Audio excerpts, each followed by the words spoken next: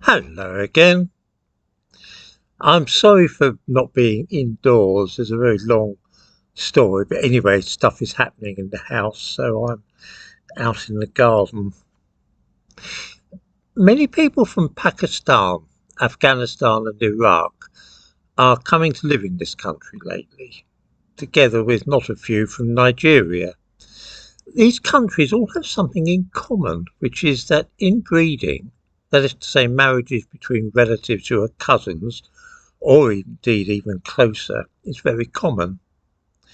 In Pakistan, for instance, 60% of marriages are like that, and in Afghanistan and Iraq, half of all marriages are also between cousins or closer. In Nigeria, a fifth of marriages fall into this category. In the description to this video, I give a link to the source for these statistics. Among British people, there is an instinctive repugnance for cousin marriages, although they are legal. Just 1 in 25,000 marriages are between cousins. I need hardly say that uncle and niece marriages are both illegal, and I don't think that they happen at all in Britain. The chief reason that cousin marriages are undesirable, and indeed closer marriages, is that they hugely increase the chance of any offspring being sickly, dying young, or suffering from some genetic defect or other. One remembers the royal families of Europe, who were in the past very fond of this practice. The Habsburgs notoriously preferred to marry into their own line, and this led not only to distinctive physical characteristics, such as the so-called Habsburg jaw, but also a powerful strain of mental deficiency. Charles II of Spain was a classic example of this tendency, being unable to speak until he was 4 due to a very large tongue, and of course an extreme form of the so-called Habsburg jaw. He didn't walk until he was 8 and always had trouble even as an adult in talking. The reason for this was that his mother and father were uncle and niece, and the complicated family connections meant that his father was also his uncle, and Charles was his mother's cousin, as well as her son. His grandmother was also his aunt.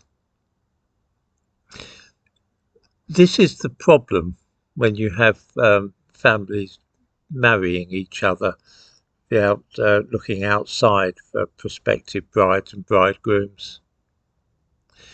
The situation with genetic disorders is terrible in England's Pakistani community, who have a very high rate of cousin marriages. In 2014, the results of a research project into the alarming number of young children dying in the Midland city of Birmingham was published. The report of the work, which was carried out under the auspices of the National Health Service in Birmingham, was shocking.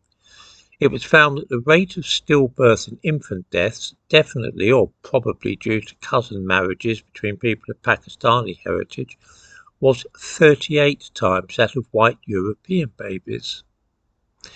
Over half of school children of Pakistani heritage in Britain are the product of cousin marriages.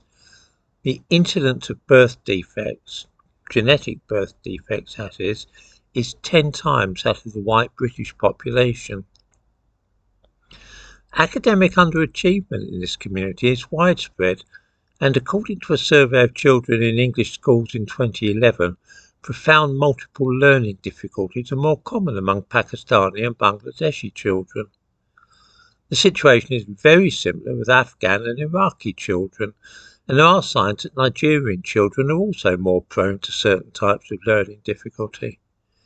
I need hardly say that special schools and units for children with problems are very disproportionately full of children whose parents come from those places where cousin marriages and even marriages between uncles and nieces are common.